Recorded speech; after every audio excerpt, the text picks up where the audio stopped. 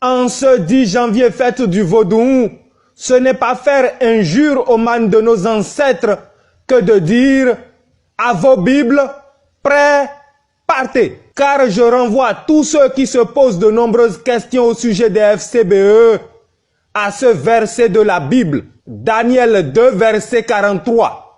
Et si après ça vous n'avez toujours pas compris, alors écrivez-moi et je vous donnerai de plus amples explications.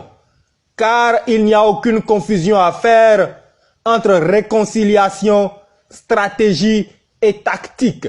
Vendredi 10 janvier 2020, c'est fête du Vaudou en République du Bénin et voici l'édito de votre frère Rumvi.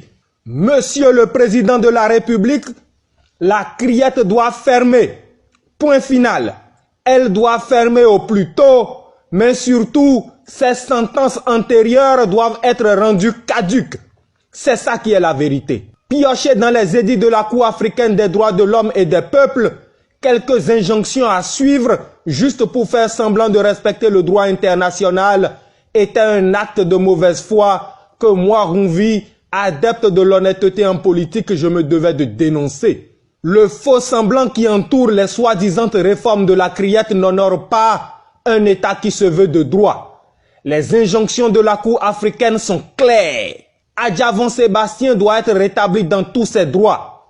Et c'est cela qu'attend le peuple béninois. Il doit rentrer au pays et retrouver l'usage de tous ses comptes bancaires afin de continuer par créer de l'emploi et de la richesse pour son pays. Au-delà du cas Sébastien Adjavon, il se pose de façon plus large le problème de notre justice. Car oui, compatriotes, la justice béninoise n'est plus indépendante.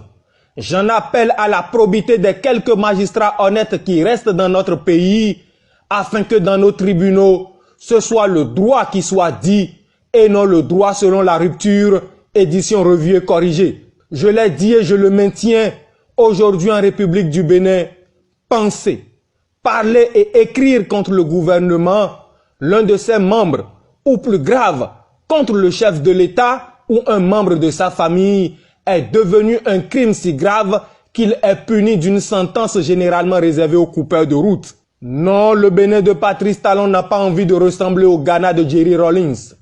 Il n'a pas non plus envie de ressembler au Botswana, au Kenya, au Sénégal ou au Cap-Vert, qui sont des exemples de développement et de démocratie.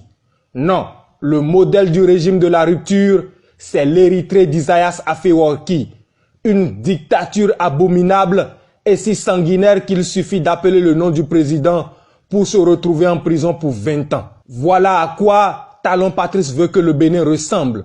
Les journalistes sont devenus des prisonniers ambulants et désormais, le mot clébé est un nom de famille qu'on veut forcer tout le monde à porter. Arme de destruction massive contre la liberté d'expression, la loi sur le numérique a récemment servi à mettre en prison 7 de nos vaillants compatriotes. À titre personnel, je les considère désormais comme des otages de la dictature. Adeyewa Aristide Adeyemo, otage à libérer. Amis Draman, otage à libérer.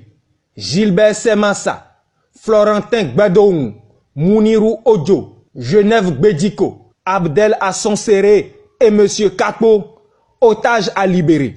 Enfin, Ignace Sossou et Dame Okumansou, otages à libérer. Victimes d'une justice qui n'a plus rien d'impartial, Adeyewa Aristide Adeyemo et Amis Draman n'ont eu d'autre tort que d'être des citoyens démocrates épris de liberté. Et pendant que Dame Okumansou, cette sainte dame croupie injustement en prison, et qu'Ignace Sossou est privé de liberté, victime des manigances de CFI, les clébés petits et grands sont libres d'injurier, de calomnier, de diffamer, de menacer et de compromettre leurs concitoyens sans jamais risquer la moindre comparution. Voilà la démocratie sous talon, voilà la justice sous talon, voilà la liberté d'expression sous talon. Mes prières vont à son Altesse le Prince Ali Bono, mais plus encore à Madame Nicole Agonghessou, à une grande dame la patrie reconnaissante. C'était moi, Rumvi, votre frère. À vendredi prochain.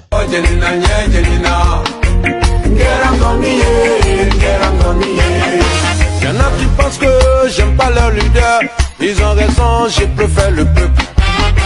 Et d'autres pensent que je suis arrogant, ils ont raison, le peuple est mon roi. Hey,